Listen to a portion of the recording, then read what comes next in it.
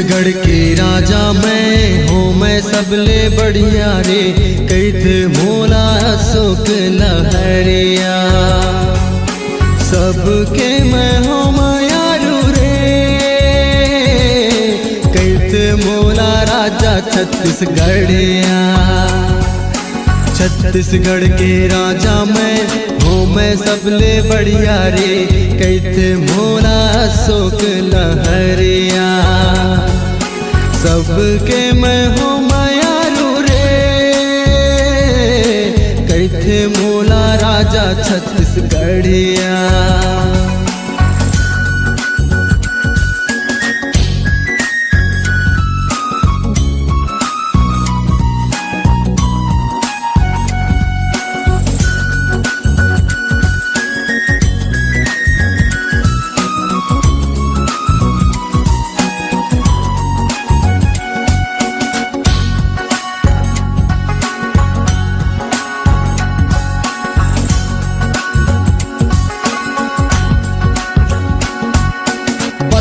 सरलेसर गुज्जा चर्चा मोर भारी है, राजा बेटा हूँ मैं संगीत छत्तीसगढ़ महतारी के।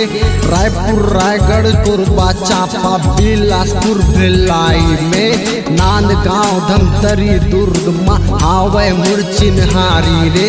छत्तीसगढ़िया सबले बढ़िया जाने दुनिया सारी रे, छत्तीसगढ़िया सबले बढ़िया जाने दुनिया सारी रे। छत्तीसगढ़ के राजा मैं हूँ, मैं सबले बढ़िया रे, कहते मोला अशोक लहरिया। सबके मैं हूँ मायारू रे, कहते मोला राजा छत्तीसगढ़िया।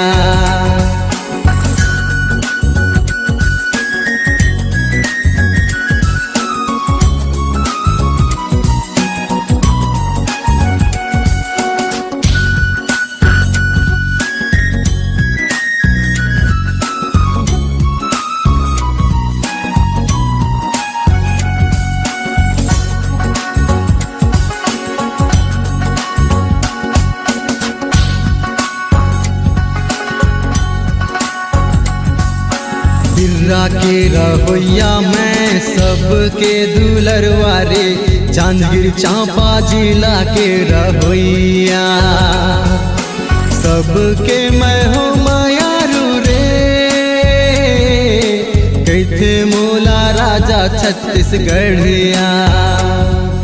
सबके मैं हूँ मायारू रे, कहते मोला राजा छत्तीसगढ़िया। छत्तीसगढ़ के राजा मैं हूँ, मैं सबले बढ़िया रे, कहते मोला अशोक लहरिया। सबके मैं हूँ मायारू रे, कहते मोला राजा छत्तीसगढ़िया। सबके मैं हूँ मायारू रे, कहते मोला राजा छत्तीसगढ़िया। सबके मैं हूँ मायारू रे,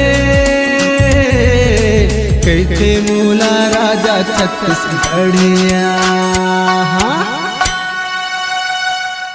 अगर आप अपनी आवाज को एक नया आयाम देना चाहते हैं तो चले आइए मल्टी ट्रैक डिजिटल रिकॉर्डिंग के लिए संपर्क करें HK म्यूजिक कंपनी, कोटा डबरी चांपा, छत्तीसगढ़।